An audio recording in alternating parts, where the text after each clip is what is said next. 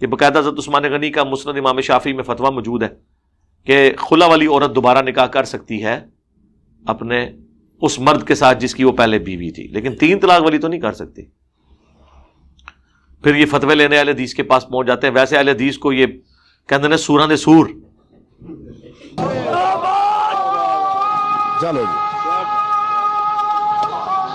چلیے او بھابیاں دی اذان اے تے کڑا تے اے تے سور دے سور چل چلیے۔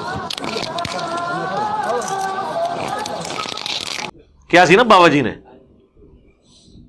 تو پھر سوراں دے سوراں کو فتوے لیندے ہو، پھر وہ امالہ حضرت علی بات کریں گے کہ پھر جڑے سوراں کو فتوے لے رہے ہیں وہ آپ بھی سور نے۔ وہ کہتے ہیں نا جی جس نے اسامہ الارمین میں لگائے گئے فتووں میں شک کرنے والا بھی کافر، ان کی گستاخی میں شک کرنے والا بھی کافر۔ تو چونکہ ہمارے پہ بھی سور کا فتویٰ آ سکتا ہے، اگر ہم نے آپ کے سور ہونے پہ شک کیا تو ہم کہیں سور نہ بن جائیں، ہم شک نہیں کرتے، تسی پھر سوراں دے سور ہو جائے، اس طرح دے فتوے جا کے لیندے ہو۔ اس کے اوپر کتنے قتل ہو گئے ہیں۔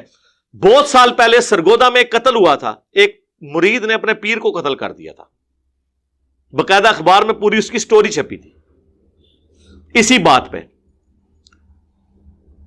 کہ اس مرید کی بچی جو تھی نا اس کو اس کے خاوند نے 3 طلاقیں دی۔ وہ اپنے پیر کے پاس آیا تو پیر نے کہا کہ بھئی یہ اس کا حلالہ نکلواؤ، چونکہ ہم حنفی ہیں تو اس طرح نہیں ہو سکتا، اور حنفیوں میں بھی کون سا حلالہ ہے، ان کے نزدیک بھی حرام ہے۔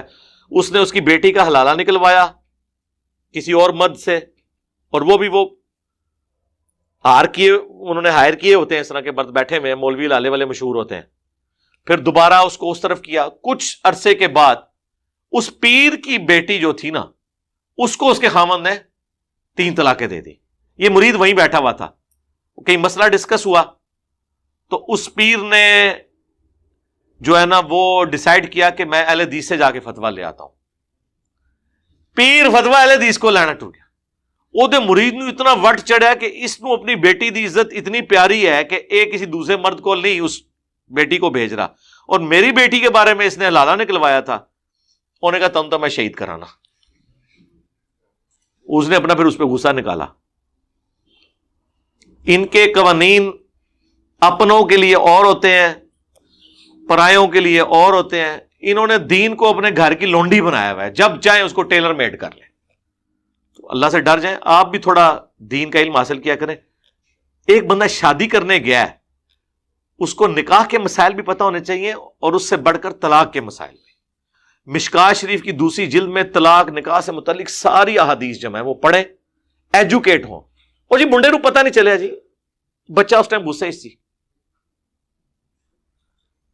وہ ہمیشہ سے ایسے ہی ہوتا ہے میرے بھائی، پیار سے تو نہیں کہتا کہ محترمہ مجھے آپ سے بڑی محبت ہے تو آپ تشریف لے جائیں یہاں سے، غصے میں ہی طلاق ہوتی ہے،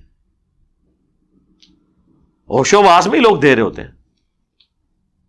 ہاں گن پوائنٹ پہ کسی سے تلوا دی تو وہ تو فقہ حنفی میں تو ہو جاتی ہے، وہ بھی ہمارے نزدیک تو گن پوائنٹ پہ نہیں ہوتی، کیونکہ سورہ نحل میں ہے کہ اگر کوئی شخص مجبور کر دیا جائے تو وہ کلمہ کفر بھی بول سکتا ہے اپنے زبان سے، اگر دل میں ایمان رکھتا ہے اللہ تعالیٰ اس پہ گرفت نہیں کرے گا۔ تو طلاق تو چھوٹی چیز ہے۔